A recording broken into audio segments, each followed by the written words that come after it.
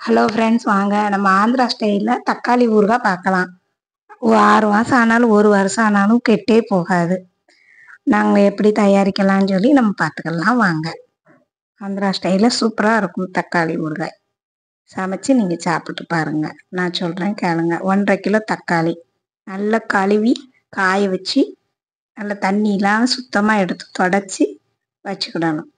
அப்புறமா தக்காளியை நல்லா துண்டு துண்டாக எவ்வளோ நம்மளுக்கு வெட்ட முடியுமோ அவ்வளோ தூரம் அந்த கொண்டையை எடுத்துட்டு வெட்டிட்டு நல்லா தக்காளியை நல்லா வெட்டினதுக்கப்புறம் அந்த துண்டெல்லாம் எடுத்துருவோம்ல, நல்லா அழகாக நீட்டாக வெட்டி வச்சிடணும். வெட்டினதுக்கப்புறமா எடுத்து அதில் கொஞ்சம் உப்பள்ளி போட்டு டப்பாவில் தட்டி உப்பள்ளி போட்டு கொஞ்சம் ஒரு நைட்டு நல்லா ஊற வச்சிடணும். அப்படி நல்லா கிளறி விட்டு நல்லா ஒரு 3/4 கிளாஸ் உப்பு போட்டிருக்கேன். நான் சின்ன கிளாஸுக்கு 3/4 கிளாஸ் உப்பு போட்டிருக்கேன் 1.5 கிலோ தக்காளிக்கு. அந்த அளவு உப்பு போட்டு நல்லா குலுக்கி விட்டு நல்லா ஊற வச்சிடணும் 1 நைட்டு. நல்லா மூடி அது நல்லா ஊறிட்டு இருக்கும் பாருங்கள். நைட்டு ஃபுல்லாக நல்லா ஊறிடுமா. மறுநாள் காலையில் அதை நல்லா தண்ணி இல்லாமல் நல்லா புழிஞ்சி எடுத்துடணும். அவ்வளோ டமாட்டாவையும் நல்லா புழிஞ்சி தண்ணியெல்லாம் சுத்தமாக எடுத்துட்டு ஒரு தட்டையில் போட்டு நல்ல தட்டையில் நல்லா புழிஞ்சி எடுத்துருவோம் பாருங்கள். 50 தக்காளியும் நல்லா புழிஞ்சி எடுத்துட்டோமா. அதுக்கப்புறமா அதை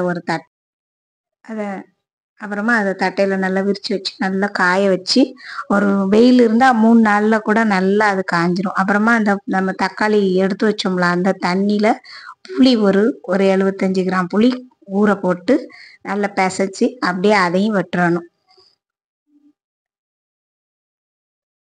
போட்டிருக்கேன் பாருங்கள் புளி. உங்களுக்கு காட்டுறதுக்காண்டி மறுபடியும் அதை காட்டிகிட்டு இருக்கேன், வேற ஒன்றும் இல்லை. அந்த தட்டையில் அது காஞ்சிக்கிட்டு இருக்கும். இந்த தக்காளி நம்மளுக்கு அங்கே ஊறிக்கிட்டே இருக்கும் அந்த தக்காளி தண்ணியில். அதுக்கப்புறம் 3 நாள் கழித்து அதை பார்த்துட்டு எப்படி இருக்குன்ட்டு மறுபடியும் அது நல்லா காஞ்சிரும் பாருங்கள். நல்லா தக்காளி முறுமுறுன்னு நல்லா காஞ்சி போயிடும். நல்லா காஞ்சதுக்கப்புறம் அதை நல்லா மிக்சியில் போட்டு நல்லா கொருன்னு நல்லா அரைச்சி வச்சுக்கிடணும். மையாக அரைச்சாலும் ஒன்றும் பரவாயில்ல. நல்லா காய வச்சு அரைச்சிட்டு கிரைண்டர் நல்லா தண்ணி இல்லாமல் நல்லா தொடச்சிட்டு ஒரு பக்கம் நல்லா சீரகம், வெந்தயம், கடுகு 3 போட்டு நல்லா வறுத்து எடுத்து வச்சுக்கிடணும். அதையும் நல்லா வறுத்து எடுத்து வச்சிட்டோமா.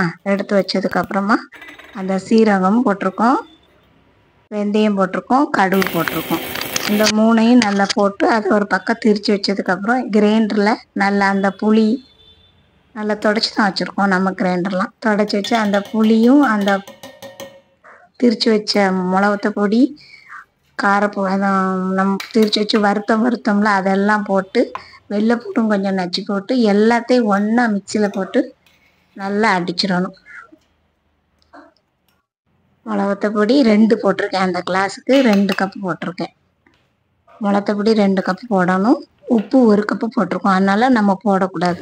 உப்பெல்லாம் எல்லாமே 3/4 கிளாஸ் தான் போட்டு நல்லா அடிச்சிடுவோம். நல்லா மையாக அடித்து அந்த புளிச்சக்கை அந்த தக்காளி எல்லாமே நல்ல மையாக அடிச்சிடும். நல்லா அடித்து அந்த தண்ணியும் கூட வேஸ்ட் ஆகாது. அந்த தண்ணியும் அதுக்கு கரெக்டாக வந்துடும். அந்த தக்காளியில் நம்ம புளிஞ்சு புளி போட்டு ஒரு 2-3 நாளாக உள்ளே வச்சுருந்தோம்ல, அதை அப்படியே அந்த தண்ணியை ஊற்றி நல்லா கட்டியாக அரைச்சி சூப்பராக எடுத்துட வேண்டியதான்.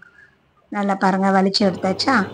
அதை நல்லா வலிச்சு அள்ளிட்டு உள்ள பாருங்கள் இவ்வளோ வந்துருச்சு. இவ்வளோ நம்ம இருக்குது வச்சுக்கிடலாம். அதுக்கப்புறமா நம்ம கடாயில் நல்லெண்ணெய் தான் ஊற்றணும். நல்லெண்ணெய் நல்லா நம்ம தேவையான அளவு ஊற்றிக்கிட்டு அதில் கடுகு, வெள்ளைப்பூடு, கருவேப்பிலை, மிளகத்தை ஒரு 4 கிள்ளி போட்டு நம்ம ஏற்கனவே வெள்ளைப்பூடு அதில் நச்சு அள்ளியிருக்கோம். மசாலாவோட ஒரு ஊற்று வெள்ளைப்பூடு போட்டு அரைச்சி அள்ளியிருக்கேன். இதில் கொஞ்சம் நம்ம தேவையான அளவு வெள்ளைப்பூடை போட்டு நல்லா தாளித்து அதுக்கப்புறம் அந்த தக்காளி நம்ம அரைச்சி எடுத்து வச்சோம்ல, அது நம்ம எண்ணெய்க்கு தக்கன அந்த தக்காளி அரைச்ச பேஸ்ட்டை எடுத்து அள்ளி போட்டு நம்ம கிண்டி தேவையான அளவு எடுத்துக்கலாம்.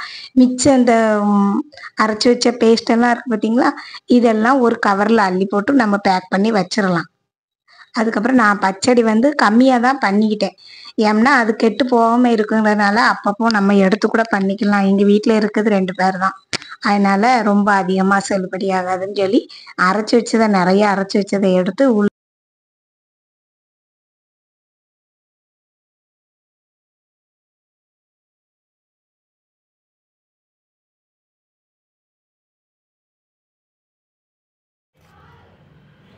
இந்த பாருங்கள் இப்படி நல்லா கிளறி எடுத்து ஒரு கண்ணாடி பாட்டிலில் நம்ம ஸ்டோர் பண்ணி வச்சுக்கிடணும்.